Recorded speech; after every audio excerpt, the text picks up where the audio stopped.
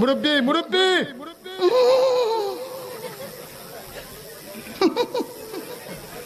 বুঝছে না উনি মনে করছে অন্য হুজুর সিফা দিয়ে বইয়া তাহের ও বোয়ার তেনি হুইতালান হেই চিন্তা করে না বইয়া তাহের পরে কইতাস আরো কইতাস আরো কিছু কথা লইয়া যান বাইক যাইবে না যহ দুইটা কথা লইয়া যান।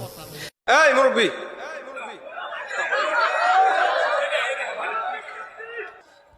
আপনারা অকামের বিষয় নিয়ে এত পড়ে থাকেন, কি একটা আজীব অবস্থা। মুরব্বী বললাম না, কাকা বললাম। আল্লাহ কাকারে নেক হায়াত দান করুন। মুরব্বী মুরব্বী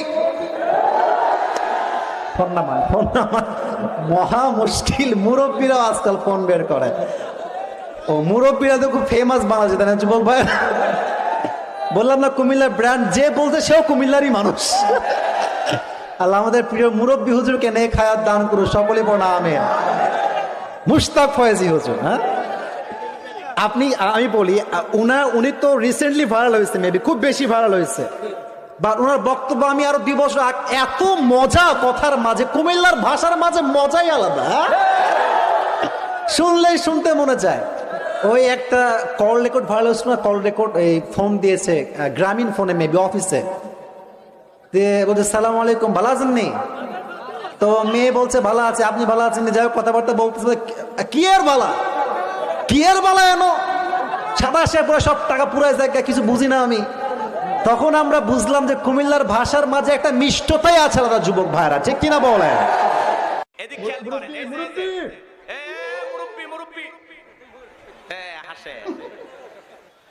বোঝা গেছে এই যে মুরব্বী মুরব্বী একটা ডায়লগ ভাইরাল হয়েছে না, কথা বলে না কেন?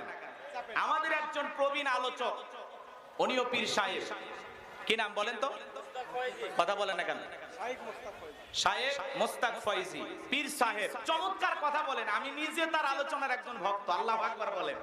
তিনি একটি মাহফিলে একজন মুরব্বী ওঠা বসা করতেছেন, মাহফিল থেকে উঠে যাচ্ছেন, তখন ডায়লগ দিয়ে বলেছিলেন, এই মুরব্বী মুরব্বী ওঠা যাবে না।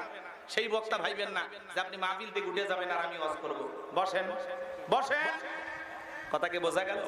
এইটা না অনেকে টল শুরু করছে, যুবকেরা একটু আনন্দ পাইতেছে, মুরব্বী মুরব্বী। এখন তরুণেরা এই স্লোগান দিতেছে, মুরব্বী মুরব্বী, কথা বলেন না কেন? তো এই কথাটা বলার পিছনে ওনাকে আবার চ্যানেল আই থেকে সাংবাদিকেরা প্রশ্ন করেছে যে আপনি মাহফিলে গিয়ে এই ডায়লগটা দিয়েছেন, যুবকেরা এটা নিয়ে তো তুমুল আলোচনায় করতেছে, টল করতেছে, এই বিষয়ে আপনার মন্তব্য কি? দেখেন, যারা আলেম হয়, আল্লাহওয়ালা হয়, তারা কত বিনয়ী। আল্লাহু আকবার বলেন। তিনি বলতেছেন এ বিষয়ে আমার কোনো মন খারাপ নাই, আমি বরং আনন্দিত যে স্বাধীনতার, দ্বিতীয় স্বাধীনতার পরে যুবকেরা আমার একটি স্লোগান নিয়ে, মুরব্বী মুরব্বী, এই স্লোগান নিয়ে যুবকেরা একটু আনন্দ পাইতেছে, ওদেরকে যে আমি একটু খুশি করতে পেরেছি, এটা আমার জীবনের অনেক বড় পাওয়া। বলেন আল্লাহু আকবার। তো আলেমেরা চাই মানুষেরা খুশি থাকুক, তারা ভালো থাকুক। এই যে মুরব্বী মুরব্বী স্লোগান, বলেন তো এর ভিতরে কি কোনো খারাপ কথা আছে? বাজে কথা আছে? এখন যুবকেরা, তরুণেরা, নারী পুরুষ সবাই এই স্লোগানে মেতেছে, সবাই একে অপরকে দেখা হলে কয়, এ মুরব্বী মুরব্বী, আল্লাহু আকবার বলেন।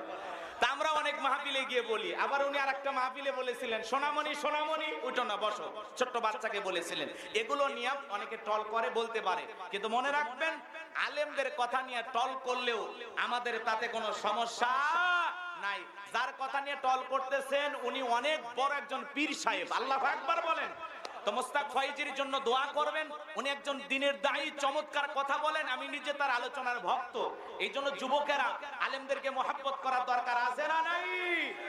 এদেশের তরুণেরা আলেমদেরকে ভালোবাসে, গান বাজনা ভাইরাল হয়, নাটক সিনেমার কথা ভাইরাল হয়, একজন আলেমের একটা কথা মুরব্বী মুরব্বী যদি ভাইরাল হয়, সমস্যা আছে?